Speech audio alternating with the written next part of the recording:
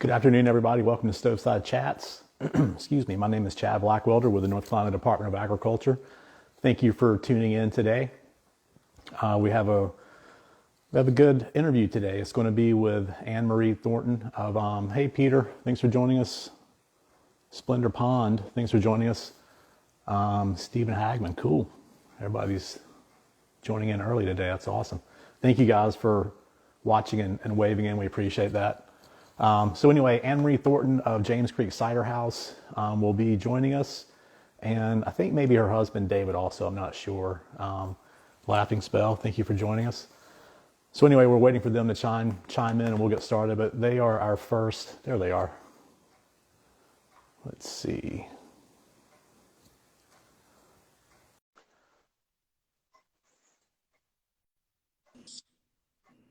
Hey, Anne Marie. Hey there. How you doing? I'm doing good. I hope you are. I am. Thank you. Yeah, thanks for joining us today. We really appreciate it. No, I'm delighted. Thank you so much. Yeah, and see, I've got my bottle of James Creek.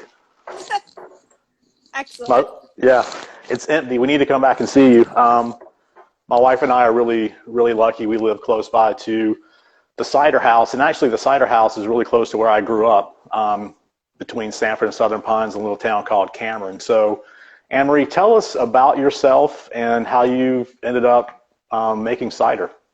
Sure. I grew up in New York, and my husband grew up in Ohio. His family's been in the produce business for, I don't know, they're probably on about 5 generations right now. So he kind of grew up being used to unusual apples and, sorting produce, delivering produce, all of that. So when we moved to North Carolina, which is almost 20 years ago, and got a farm, as soon as we did that, he was ready to start planting something, getting something in the ground. And it took a bit for all those ideas to gel. We had thought about maybe making wine, but it's really, really hard to grow vinifera grapes in this part of North Carolina. And then we learned about Lee Calhoun's work preserving old Southern heirloom apple varieties. And that just seemed so cool to us. So, we realized it's not like we've got the climate of, upstate New York or Michigan here. But apples that grew on folks' farms 100, 200, 400 years ago would have a fighting chance. So in January of '09, we started putting old Southern apple varieties in the ground and seeing how they would do. And that worked out. We had both studied in London, and I had drunk cider there. So it was kind of a combination, see if these apples will grow, and then what fun it would be to make our own cider. Yeah, so you and your husband David, you guys met in London, correct? We both went to Notre Dame, and so Okay. we met our freshman year of Notre Dame, and we went to London for the first half of our junior year. Very cool. Now, the property that you guys bought in Moore County, where you started out, is that where you are now? We still have trees there, but our initial farm is actually on the James Creek, which Okay. James Creek is the border between Moore County and Fort Bragg. So our farm backs up to Fort Bragg, and it's got a bunch of creek front there. So we've got about 5 acres of old Southern heirloom apples there. And then we bought the place up in Cameron in December of 2013. Now, we'd been coming here for years. You probably remember when John Ferguson had this place and his wonderful peaches and blackberries. We used to come up here with our girls and pick blackberries and such. And so in '08, when we were planning out our orchard, we talked to John because this place was on the market to see about buying it. But it turned out that he wasn't really ready to sell. He didn't want to retire from farming yet. And it was a pretty big step for us to go from, not growing. This is about an 18-acre piece with probably about 12 acres in production. And 0 to 60, that was a lot. But when we started, as I say, outgrowing the kitchen, when I just couldn't wash apples in the kitchen anymore, we came back to him, and he was ready to sell then. And so it was perfect. Now, do you guys live on that piece of property where the cider house is? Do you guys live in that house back there? Okay. No, we don't. It's an adorable, beautiful, wonderful house, and Mr. Ferguson's daughter lived there. Okay. So the house has been separate from the land for a long time, and there's a lovely couple that lives there now. They think it may have been a Sears Roebuck house, Really? and at any rate, it was up in Sanford and got moved in, I think, the early '80s for one of the hospital expansions up there. Okay. It's beautiful. It looks like it's been there 100 years. Yeah, it's neat. When my wife and I were building our house, I was kind of getting into like architecture and the history of it. It was neat to see those like you're talking about, those old houses you could buy for like $5,000 or $6,000, you know. Yeah. Well, anyway, let's get into talking about the Cider House. Now, you guys have really done a fantastic job out there. It's a beautiful modern facility, and the the place in the back where you're making all the ciders and stuff with the tanks, everything's, you know, stainless and shiny, and the front tasting room is fantastic. Talk about what all you've done there, then we'll start talking about some of the varieties that you're making as well. Yeah, sure. Well, as I said, we bought this place in at the end of 2013, and in 2016 we got our license to make cider commercially, and it was in the really small building that's up by the paved parking lot. So I don't know what it is, maybe 250 square feet. I mean, tiny, and the tanks looked enormous in there. But it was also part of kind of trying to see if this would work, if it was, you know, if it was sustainable. And then last year we opened the big new production facility and tasting room, and that was wonderful. But yeah, it took a couple of years to kind of get our legs underneath us and see that we could make good cider and folks loved it, and that we could really make a go of this. So the Cider House has just been open a little more than a year. Yeah. Now, you and David, your educational background, did that have anything to do with what you're doing now? Not much. I was an American Studies major, so I kind of said, well, instead of, you know, reading about or American literature or American history, you know, maybe I'm kind of preserving and sharing those old techniques of old storied apples and the long tradition of cider making. I mean, that's about the biggest link that I have to all of that. Although I have always loved science, I do not have a science degree. And most of my work experience was either in financial services or teaching. I worked for a community college for about 10 years. So a lot of marketing, public relations, that kind of stuff, which has certainly come in handy. Yeah. Yeah. Tell the folks, like, if they come to visit the Cider House, what they can expect, kind of the layout, some of the amenities that you guys provide there, and you know, and that sort of thing. Sure. Yeah. So we're set up like a tasting room, like you might have for, you know, a winery or a brewery. We've got ciders on tap. We've got ciders by the bottle. These days with COVID, where customers come inside to order cider, and we can do curbside, but there's no seating inside right now. It's kind of a long, narrow room, and it's just kind of tricky to think about keeping folks safe. But we have a beautiful cider garden. We've got a side porch that's got, you know, like those plastic walls, and we've got some heaters there. We've got chimeneas with wood fires out on the outside, and like a fire pit table sort of thing. And on Fridays and Saturdays, we've got food trucks. All the time, we've got great local cheeses and local hams and stuff for folks. So it's fun. A lot of people bring children or bring parents. We've got quite a few third generation gatherings here, which is kind of fun. That's really neat. And you guys are kind of an oasis of sorts. I don't know if people are familiar where you are geographically, but again, kind of in between Sanford and Southern Pines, and this is a very rural area.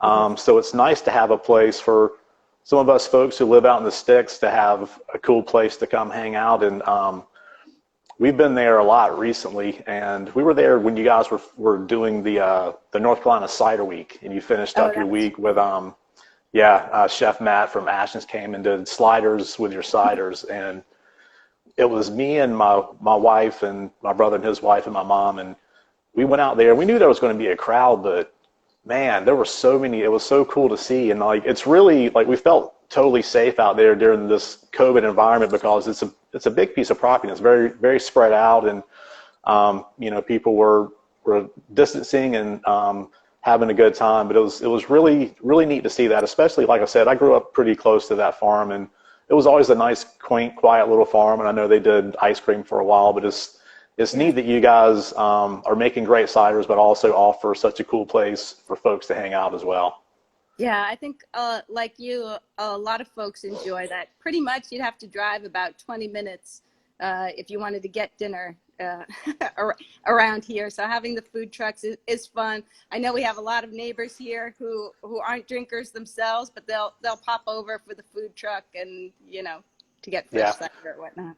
And you guys do have some non-alcoholic options as well. We do, totally, yeah. Yeah, so that's good for those who aren't drinking or the kids. And it's cool to see families out there with their kids. Yeah. And dogs as well. You guys are dog friendly, so that's really, really cool. Dog friendly. It's great to see people bring dogs. It's very cute. Yeah. Now you guys are, I guess, correct me if I'm wrong. You have as far as your ciders go, you have two labels, right? You have the James Creek and then the Stargazer series. Is that right? Yeah, I brought a couple. Perfect. Yeah, I don't know if you could see that. So that's the one like that you have is our James Creek, and pretty much for the James Creek we use heirloom apple varieties. The heirlooms typically have thicker skins, and then they're going to have more tannins, a little more backbone, give a little more structure to the cider, and that's really nice. So we totally prize those apples. And so the James Creek ciders are generally made with apples that we grow ourselves. We've got some new ones coming out that will just be with heirloom apples, but from different parts of the country. Cool. Sometimes you need a lot of patience because some of these apple trees grow very slowly. So we've got some varieties of English and French and Spanish apples planted, but they're not yet quite bearing. So we've kind of been experimenting with the apples from wherever we can get them. And then the other label is the Stargazer. And I said like that our home is out next to Fort Bragg, basically. And so the skies are very dark, and we have beautiful starry skies. And you know, being a New Yorker, I was not accustomed to that. Although we lived in San Antonio for 10 years before we moved here, but we were in downtown San Antonio, and the skies here are gorgeous. So the Stargazer line, that's part of kind of our sense of place, that we kind of discovered the night sky by moving here. So each of those ciders has some link to the sky.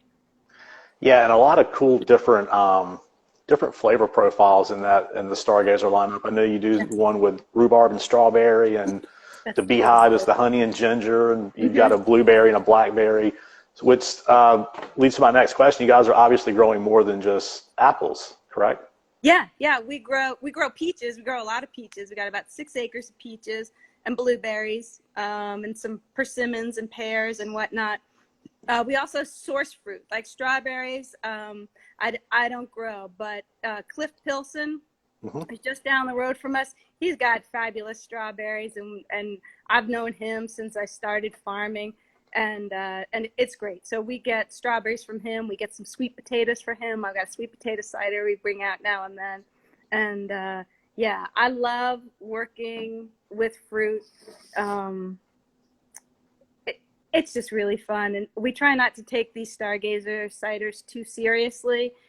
We do put some more ordinary, grocery store varieties, not the heirloom thick skins, some pink ladies, maybe some golden, some galas in these, and that can make a really nice cider, and it doesn't overpower the fruit flavor. So that's kind of what we do there, especially through the summer, when we're obviously not getting fresh apples for a couple of months. That's when a lot of those fruit ciders come out.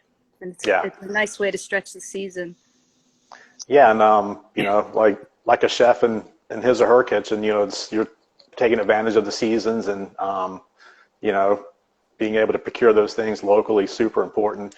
And going back to the heirloom apples, I love how those taste. I mean, I like ciders in general, but when ciders kind of hit the market nationally, I guess in like the, I don't know, 2012-ish. Yeah, some of them were really sweet, Yeah. and but the fact, the heirloom apples that you guys are using is very well balanced. Like those tannins do come in handy to balance against, the natural sweetness, so it's not so overwhelmingly cloying. Like you guys do a great job of balancing those ciders, and I love how you guys have a range of dry to kind of semi-dry to some Hmm. sweeter stuff, and you guys are also doing some non-carbonated ciders as well, right?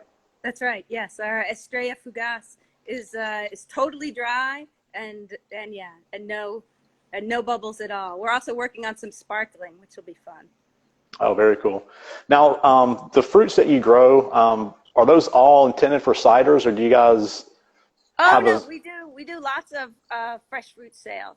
So Okay, okay, you can get like peaches and apples here at the Cider House in season, and then I've been going up to the Carborough Farmers Market, and I've got a very nice following up there with the apples and the peaches and pears especially. that's a great market. It's wonderful. It's a lot of fun. I've known some of the customers there. I guess this is maybe going on my 8th season, and that's really nice. And also, Moore County tends to have a lot of folks who grew up somewhere else. But Mhm. when you get up to Carborough, there's a lot of folks who are maybe from somewhere else in North Carolina, but there tend to be a lot of North Carolina folks, and they'll say, "Hey, this apple reminds me of my grandfather's apples, and this is amazing." And so they've really got that nice connection here to things that grew here. And of course, it's very focused on organic and sustainable, and yeah, they're very interested, thoughtful, and patient customers. They're wonderful. Yeah, absolutely. Um, So as far as your products goes, you guys make sure you go online, check out James Creek Cider House on their website, and also keep up with them on Instagram and Facebook. But you can see where you can find these ciders, and you guys have a pretty good sized footprint in Central North Carolina. I mean, you're in a lot of the top tier restaurants and Yes. quality restaurants and retailers in Central North Carolina. So you guys make sure you check out the website. And you can also, treat yourself and make sure you go up to James Creek Cider House and experience the cider garden. And this time of year, it's a little chilly. Like Anne Marie said, they are prepared for that with fire pits and little spots to warm up, and great having the food trucks out there. It's, I love It is. supporting our restaurants and food trucks. It's nice to have some of the variety literally rolling through with some different stuff. So we are out of time. I appreciate you being here. And now you guys are doing shipping and curbside as well, right? Yes, we are. Okay. Yeah, we can ship in North Carolina into about 37 other states. And yeah, folks call. You can order online off the website, or you can always call the Cider House, which is 910-245-9901. And we'll just bring the cider, right out to your car, put it in the trunk. Um, yeah, that's How, very important to us. yeah, it is, and I'm glad you guys are offering that service. Very smart. How many ciders do you guys have I right think we now? probably have about 14 ciders in Okay, bottle available right now. Yeah. that's a pretty good selection. It is. We love coming up with new ideas, and then we're still holding on to most of our favorites. So yeah, we like to think there's something for everyone here. Yeah, and one more thing really quickly while I'm thinking about it. You mentioned it briefly, but you guys do offer like charcuterie plates and that sort Yes. of thing, and which is really neat that you guys are using some of those local meats and cheeses. And I know that you guys sell some local jams and jellies as well in there. Yes, we do. Yeah, Fiddlehead Farm. My friend Emily makes fabulous jams. So we've got hers. We carry cheese usually from Paradox Farm Creamery, which is right here in Moore County, and Chapel Hill Creamery as well. And we've got some very nice salamis from Lady Edison, the pig. Some of those are contacts of mine from the Carborough Farmers Market, and good friends. And it's nice to weave that all together. Yeah, and we had Sam from Lady Edison on a few weeks ago. He's He's terrific. Yeah, he's a great guy. Listen, thank you again for being here. We really Thank you, appreciate it. Chad. I really appreciate it. Say hey to your husband David and to your staff for me. Thank you. Thank you very much. Take care. All right, bye bye. Bye bye. All right, that was Anne Marie Thornton, from James Creek Cider House, her husband David, who is the cider master maker. But anyway, I'm sure he's hard at work back in the cider house. So thank you for her for joining us. And next week we'll have Jeffrey Coker from Burwell Farms in Warrenton, North Carolina. They are growing the first ever. That's my dog Archie. I don't know if you heard that or not. He's ready for his walk. But anyway, they're growing the first ever white Italian style truffles in the state. So been out there a couple of times, really cool people. And then after that, we're going to be talking to the folks from Hall River Mushrooms and Saxby Hall. So stay tuned for that. Thank you. See ya.